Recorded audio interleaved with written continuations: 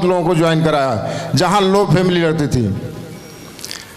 ऐसे चलता गया, सिल्वर बना, गोल्ड बना, इनकम थोड़ा सा आने लगी, विश्वास लेवल बढ़ रहा था। उसी समय अपने बीच में अपने ही साथी जब ड्यूटी देने के बाद 2 घंटा आराम करने का समय था, 2 घंटा में समय लेकर के किसी को प्लान करता। तो कुछ लोग बोले, अरे आप बढ़िया स्पोर्टमैन थे, कहाँ इसके चक्कर में फंस गए। जब से आप अगर ज्वाइन कर लिए, इतना बढ़िया शरीर थी, गलते चली जा रही है, देखे चेहरा काला पड़ता है, ऐसे बिना मतलब की बात बोलने लगे। लेकिन सिस्टम इतना दमदार मिला, हर जगह मोटिवेट करते हुए। सर दीपक सर बताते थे कि जब ऐसे कोई करता तो जवाब कैसे देना है। सर ने, मैं बोला कि चलिए आपकी बात मान लेता हूं, मैं बिजनेस को नहीं करता हूं, लेकिन आप हमारे इतने हितैषी हैं, बड़े भाई हैं, ड्यूटी मैं आपके साथ कर ही रहा हूं,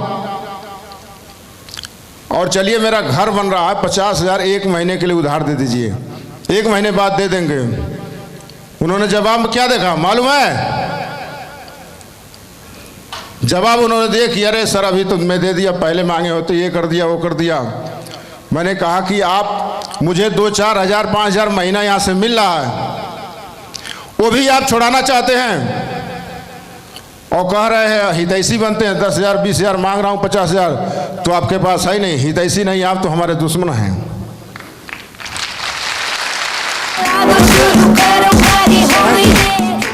जब ऐसे बोलना तो उन्होंने ऐसा, हाँ जब ठीक है भैया आप करो, आपको मुबारक हो। मैं करते गया और धीरे धीरे लोग ऐसे आने लगे, हट जाओ अपने खासी, साथ के ड्यूटी वाले, हट जाओ, डायमंड आ रहे हैं, डायमंड आ रहे हैं, करोड़पति आ रहे हैं।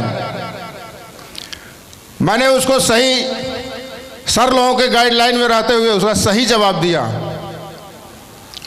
कि चलिए इसी बात पे एक चाय हो जाती है। तो कुछ लोग जो रियल मजाक करते थे और कुछ लोग भाईबंदी मजाक करते थे। भाईबंदी वाले तो पीते रहे, लेकिन जो रियल में मजाक कर रहे थे उनको तकलीफ हो रही थी। मैंने बोला इसलिए मैं चाय पिला रहा हूं कि 24 घंटे में हर इंसान कहीं न कहीं एक बार सत्य बात बोलता है, और वो सत्य बात मेरे लिए शायद यही हो सकती है, इसलिए मैं चाय पिलाना। और दोस्तों आज वही बात सत्य हो गई।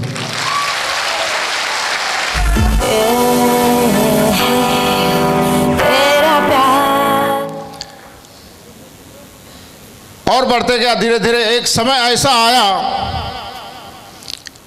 कि मेरी 19 साल सर्विस हो गई थी, टीम तकरीबन 3,000 के लगभग थी, इनकम जो नौकरी से आती उससे डबल होने लगा था। तो जब डबल होता तो हर इंसान क्या सोचता है, उसी के बारे में ध्यान देता है। और मैंने भी ज़रूरत पड़ी तो शायद 3 महीना लेट होना पड़े या 6 महीना लेट होना पड़े। एक बार तो ऐसा आया 7 महीना नहीं गया, इनकम बढ़ता चला गया और टीम बढ़ती चली गई।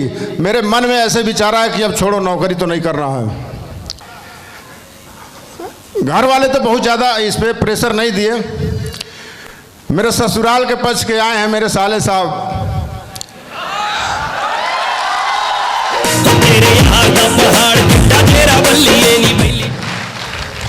उन्होंने कहा कि आपकी क्या, आपकी तो पता नहीं क्या है, मेरी बहन के क्या होगी।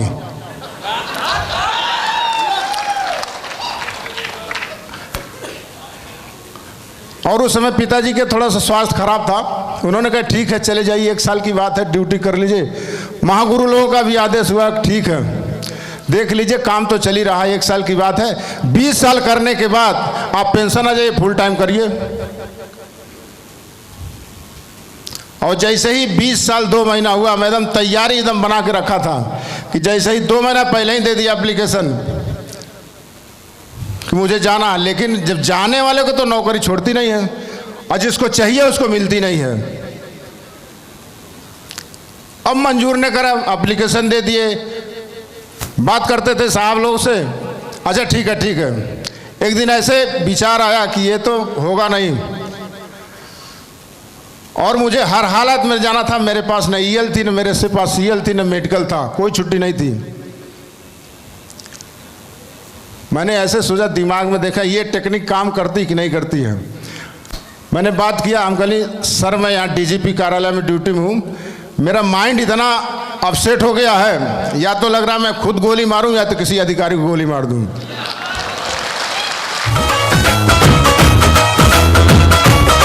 Thank you. जैसे ही ये बोला, अरे रुक जाओ, अब क्या प्रॉब्लम है, क्या प्रॉब्लम बताओ। अभी 10 मिनट बाद इसी नंबर पर कॉल करना।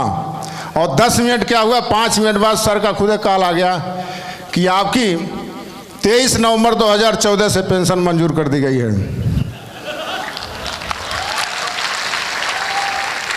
और सर के महागुरु के दीपक सर के डायमंड सिम में जाना था और न मेरे पास छुट्टी थी। मैंने कहा कि बिना वेतन का अवकाश 15 दिन का दीजिए, अब मुझे पिताजी को लेके जाना दिल्ली। और इतना सीरियस हालत है कि कमांड हॉस्पिटल लखनऊ रेफर किया, दिल्ली जाना है और दिल्ली आने जाने में 15 दिन का समय लगेगा। तो उन्होंने सोचा कागजी कार्रवाई में बहुत ज़्यादा लफड़ा होगा और ऐसा करते हैं। बड़े बाबू बोले कि ठीक है 7 दिन की आपकी बन रही है और 7 दिन की बना के अच्छा बात कर लेता हूँ, उतने में चल जाएगा, काम नहीं चल जाएगा। तो कहें फिर थोड़ा देर के बाद आए, हम कहें एक ही दिन का तो काम है, मुझे एक ही दिन का काम होता नहीं। मैंने कहा ठीक है हो जाएगा। 7 दिन की छुट्टी लेके गए और कहीं क्यों चले जा रहे हैं आप, क्यों पेंशन साथ वाले रे, अभी तो 6ठा 7वां 8वां वेतन पे स्लिप लागू होने वाला है। लेकिन हम कहीं बताइए, चलिए मैं मान लेता हूँ 1 साल और रुक जाता हूँ, 2 साल और रुक जाता हूँ, अगला पे रिवाइज आने वाला उसको ले लेता हूँ। चलिए आपसे पूछता हूँ कि आपको अगर 1 लाख रुपया प्रति महीना मिले तो आप यहाँ नौकरी करेंगे, घर जाएंगे, पेंशन लेंगे?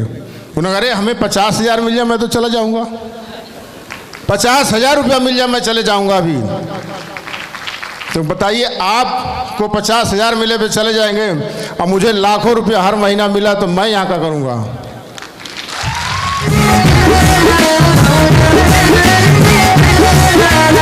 Thank you. मैंने सर के बताया कि मैं जा रहा हूँ और मेरा रूबी पद पर सिलेक्शन हुआ है। पीएससी से तो मैं छोड़ रहा हूँ, रूबी पद पर सिलेक्शन हुआ है। वहाँ 1 लाख रुपये से बेसिक पे स्टार्ट होती है और एग्रीमेंट लगा के 8 लाख रुपया प्रति महीना मिलने वाला है।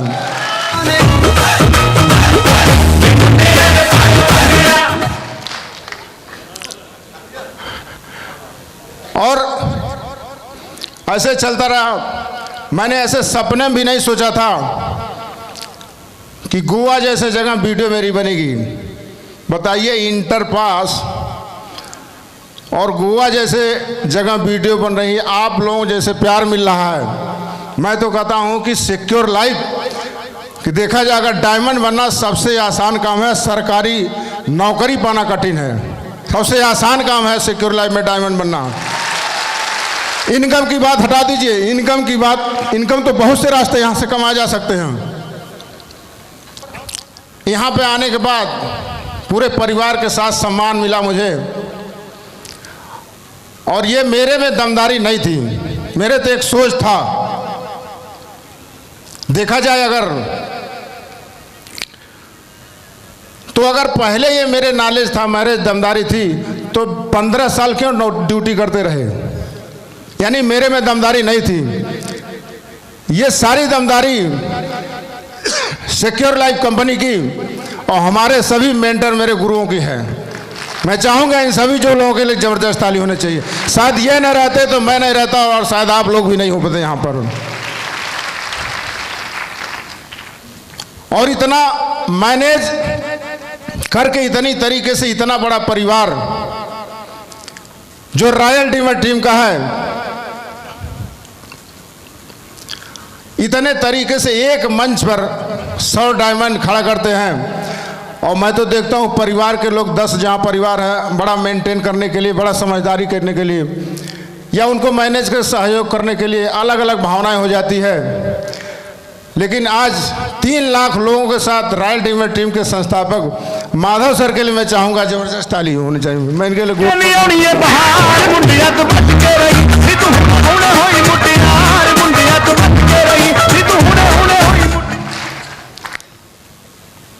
और सर को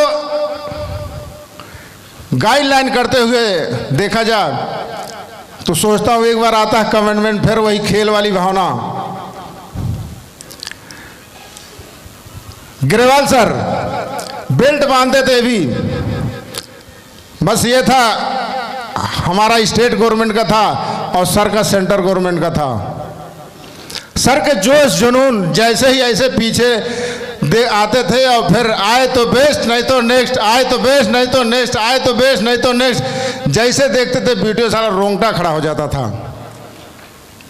मैंने इनके जोश जुनून को इस उम्र में मैं देखा और सर को मैं इतना प्रभावित होता हूं कि अगर एक फोर्स का व्यक्ति यहां तक सकता है तो ब्रजभूषण यादव क्यों नहीं। मैं सर के लिए चाहूंगा जबरदस्त ताली होनी चाहिए।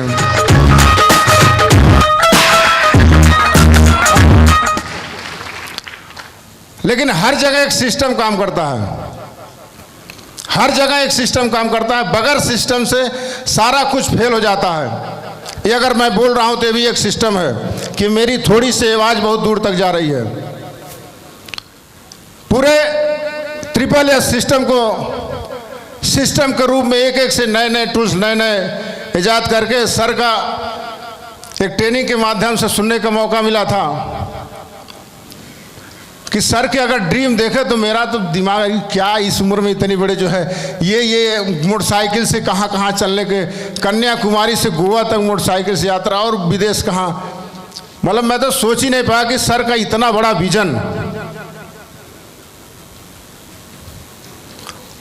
और ये इतनी बड़ी सिस्टम के साथ ले चलते हुए मैं चाहूंगा जैन सर के लिए जबरदस्त, सबसे जबरदस्त ताली मेरी।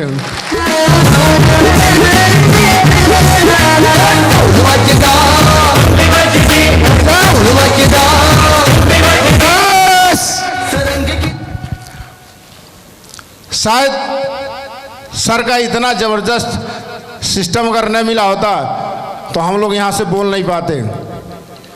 सर और कंपनी की बात किया जाए तो नीचे से एकदम आम आदमी को उठा करके एकदम उठा करके ले आके 5 स्टार होटल में रखवाते हैं।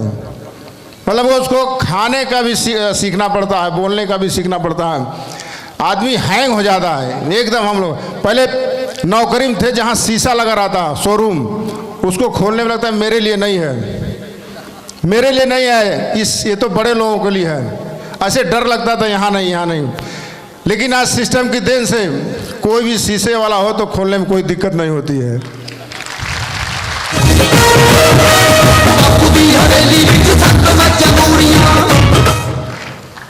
और ऊपर वाला कहीं न कहीं चाह रहा था, ऊपर वाला चाह रहा था मुझे डायमंड बनाना, क्योंकि ऐसे मेरे माता पिता दिए, उन्होंने ऐसा जबरदस्त संस्कार दिया मुझे, ऐसी ईमानदारी ऐसी जिम्मेदारी एकदम कर्मठता से काम करने के बचपन से ही था। और मेरे पूरे परिवार के, पूरे मेरे रिलेशन के, मैं बीच में थोड़ा सा शिकायत के रूप में मैंने अपने ससुराल पर से कर दिया था, लेकिन उन्होंने कहीं न कहीं उनका रीजन ये नहीं था, रीजन था भले होने का। लेकिन मैं खेल की बहाना वही रखता था कि एक दिन तो साबित करके दिखाएंगे कि मैं सही या आप सही।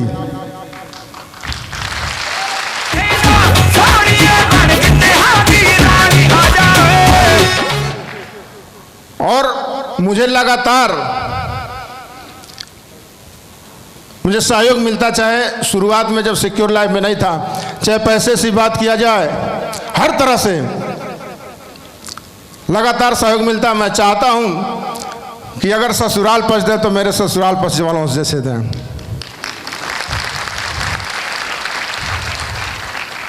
बहुत ज़्यादा सहयोग रहता है।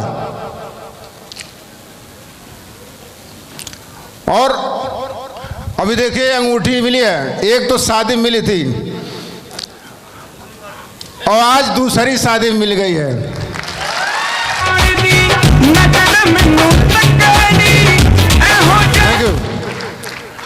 पहले वाली शादी तो मुझे खुद नहीं याद है, पहले वाली से शादी तो मुझे खुद नहीं याद है क्योंकि मेरी 13 साल की उम्र थी तभी शादी हो गई थी। लेकिन सेकेंड मैरिज जो गौना होते 92 में हुआ था। और आज बड़ा लकी दिन है मेरे लिए। मैं 27 सितंबर को ही पीएससी बल में भर्ती हुआ था और आज 27 सितंबर का डेट है जो डायमंड सिम में भर्ती हुआ हूँ।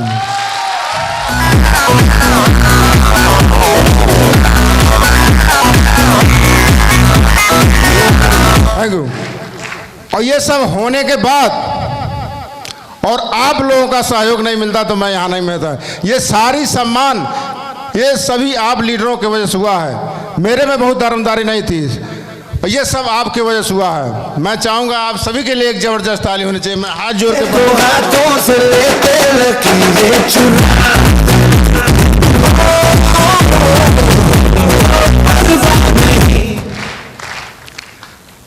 एक बार सर ने आगरा में वीडियो बनवाए थे पर लेवब का, मुझे मौका मिला था बोलने का। मैंने बोला था कि सबसे टीम मेरी दमदार टीम है और जो मोटरसाइकिल